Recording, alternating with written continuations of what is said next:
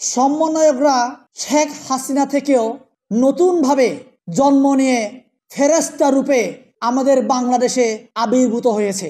সমন্বয়কদের বিরুদ্ধে কোনো কথা বলা যাবে না।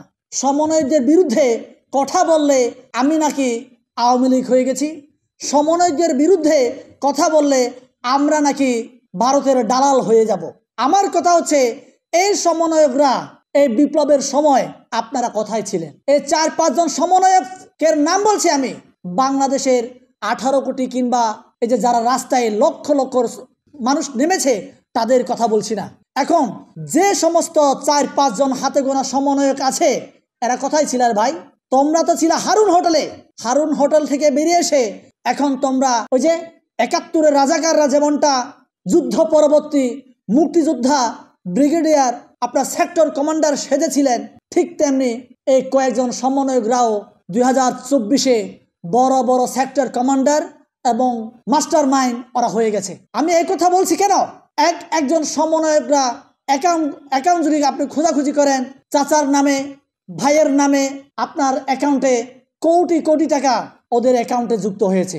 আর যাদের অ্যাকাউন্টে খুঁজে পাওয়া যাচ্ছে না, এদের বিছানার তলায় আপনারা সার্চ করে দেখেন, তাদেরকে ধরে ধরে সার্চ করেন, দেখবেন তাদের আলনায় তাদের বাড়ির আশেপাশে কোনো লাগেজে এই টাকাগুলো ওরা লুকিয়ে রেখেছে। এখন এই কথা বলতে গেলে আপনি বলবেন আমি কোথায় এই সন্ধান পেলাম? সন্ধান বিভিন্ন মিডিয়াতে আসছে। এখন আপনি বলবেন আমার এই সমন্বয়ক ভাইরা বলছে, ভাই আমরা তো টিউশনি করে, আমরা তো আমাদেরকে ভালোবেসে নানা লোকে আমাদেরকে স্পন্সর করছে। আমার কথা হচ্ছে, কত লোক আপনাদেরকে স্পন্সর করে? আপনাদের কত টাকা দরকার? আপনাদের লাগেজ কি এখনো ভর্তি হয়নি?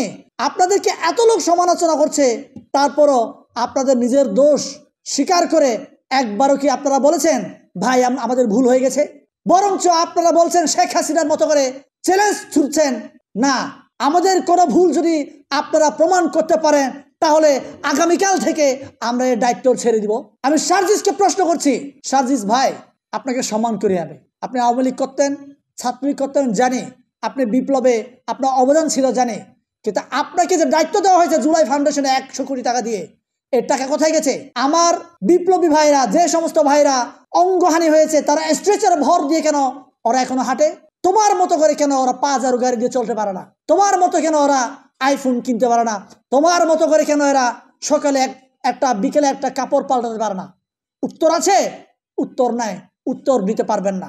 আপনি হয়তোবা ফারুকের মতো করে, ফারুককে যেমনটা শহীদ মিনারে হামলা করিয়েছেন, গুপ্ত হামলা, আমাকেও হামলা করাতে পারেন, কারণ আমি কেন আফসোস করব না? আমি মনে মনে নিজেকে সান্ত্বনা দিব, সত্যের পক্ষে কথা বলতে গিয়ে আমি একবার আক্রান্ত হলাম। আপনি কি শেখ হাসিনা থেকেও ডাইনি হয়ে গেছেন? ডাইনি হয়ে গেছেন নাকি? যে যায় লঙ্কায় সে হয়ে রাবণ। কেন ভাই? আপনাদের আরো টাকা লাগবে, আরো ক্ষমতা লাগবে, আরো সম্মান লাগবে। কত লাগবে সম্মান? দুদিন পরে পালানোর রাস্তা খুঁজে পাবেন না। শেখ হাসিনা তো ভারতে গিয়ে আশ্রয় নিয়েছে, কিন্তু আমাদের 2 কোটি প্রবাসী ভাই যখন বাংলাদেশে আন্দোলন চলছিল, এই আন্দোলন চলাকালীন সময়ে যখন ইন্টারনেট বন্ধ করে দেয়, আমরাই প্রবাসে বসে বিভিন্ন সোশ্যাল মিডিয়াতে লেখালেখি করে আওয়াজ তুলেছিলাম যে বাংলাদেশের পক্ষে আমাদেরকে দাঁড়াতে হবে, এবং আন্তর্জাতিক মিডিয়াগুলোতে একটা হাত তোলার জন্য আমরা এই কাজ করেছিলাম। এখন আপনি বলবেন আপনি কে রে ভাই? আমি কেউ না, আমি এই বিপ্লবের একজন ধারক এবং বাহক, আমি একজন সহযোদ্ধা আপনাদের। এখন এই কথাগুলো বলতে গেলে আপনি আমাকে রাতারাতি আপনারা আমাকে বলবেন এই বিপ্লবকে আমরা ধারণ করি না, এরা আওয়ামী ফেসিবাদের দোসর। এখন আপনারা দল নিয়ে আসছেন, বৈষম্য বিরোধী দল নিয়ে আসছেন, তাই না? এখন আপনারা কমিটি দিতে গিয়ে ভাগ ভাটোয়ারার টাকা, ওই যে আওয়ামী লীগ ছাত্রলীগের গুন্ডা পান্ডারা যেমনটা টাকা পয়সার জন্য কমিটিতে গেলেই টাকা পাওয়া যায়, কমিটিতে গেলেই ক্ষমতা পাওয়া যায়, ক্ষমতার লোভে, টাকার লোভে এখন বিভিন্ন জায়গায় জায়গায় এখন কমিটি দিতে গিয়ে আপনাদের মারামারি হচ্ছে। কেন রে ভাই? এত লোভ কেন আপনাদের? টাকার লোভ। আপনারা দেশকে পরিবর্তন করতে চান, পরিবর্তন করবেন, উল্টা শেখ হাসিনা থেকেও খারাপ পজিশনে আপনারা যাবেন।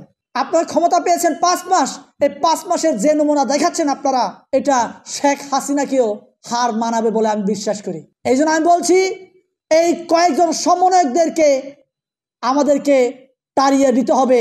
এই আমরা দুধ কলা দিয়ে সাপ পুষতে চাই না। দুধ কলা দিয়ে এই সাপের বিষ দাঁত ভাঙতে না পারলে আমাদের বিপ্লব অচিরেই ধ্বংস হয়ে যাবে, ধ্বংস হতে বসেছে অলরেডি।